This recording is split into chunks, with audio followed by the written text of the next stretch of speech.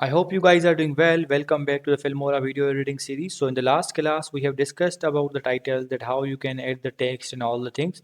So now we are going to move to the transition. So in the transition section, as you guys can see, for using the transition, so we have to make some cuts because we can use the transition in the cut section where the two videos can be joined. So as you can see, I'm going to make the cut here and then I'm going to make the cut here.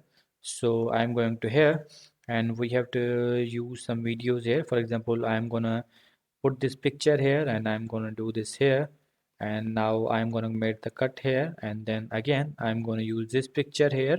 So in this way you can join the videos. After joining the videos, what we need to do, I'm going to the transition tab, and in the transition tab, in the same way, you will see your favorite transitions here and downloaded transitions here and the new ones here. As we have discussed, this icon means we have to download these. So I'm going to download this one, this one, this one, and you guys can see others. You can see the preview of them and you can download them as per your need, as per your video. So I'm going to download some of these transitions like this. So as you can see, this is the transition. This is the preview of the transition. You guys can see the transition preview. You have to just click on that. So I'm going to click on this one. So this is the preview of this. I'm going to click on this one. This is the fade and this is the move atmosphere. These are the transition names. For example, if you want to use this one, graduation, epilogue, and all the names are provided here. For example, I want the dissolve here. What you have to do, this transition is now downloaded. So you have to drag this here where two videos are getting joined. Now run it. Was none other than her pet. So as you can see, in this way this fade or dissolve works. For example, you want to add this here. So I'm going to put this one here and now I'm going to play the video. Than her pet.